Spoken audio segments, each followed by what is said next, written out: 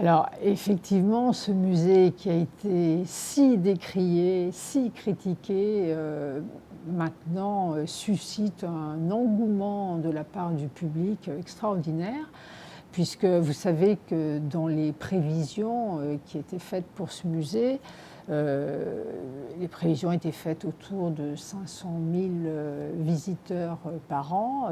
Nous en étions la semaine dernière. Mi-mars, déjà à 275 000 visiteurs, voilà, sur 3 mois. Alors bon, certes, il y a l'engouement de l'ouverture, mais pas seulement. Pas seulement parce qu'il y a vraiment une politique qui est menée auprès de tous les publics.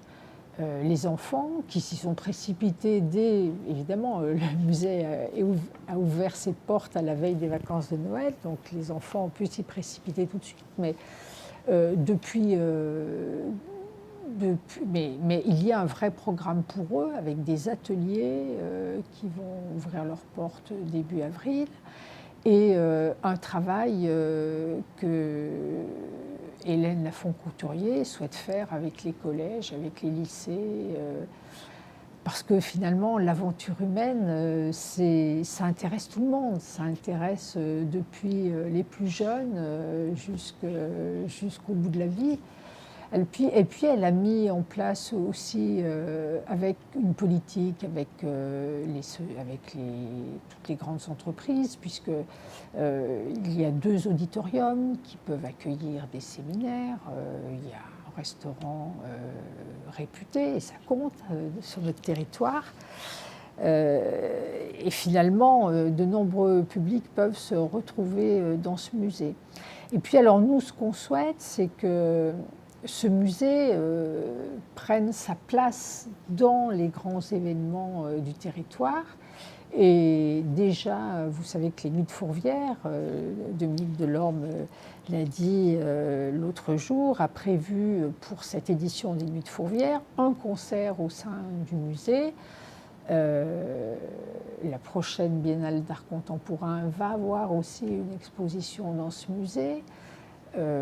Il est sûr que ce musée va participer à tous les grands événements du territoire qui attirent bien au-delà du territoire, parce que ces grands événements attirent bien sûr les habitants métropolitains, mais aussi des nationaux et des internationaux.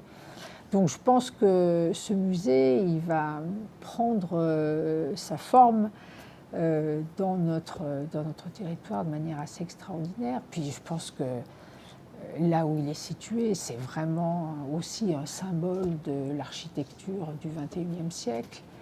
Et il va vraiment il va marquer l'entrée sud de la ville et l'entrée de Lyon. Vous savez que les prochaines journées du patrimoine sont sur le XXIe siècle. Qu'est-ce qui fera patrimoine du XXIe siècle ? À n'en point douter, le musée des Confluences fera patrimoine du XXIe siècle.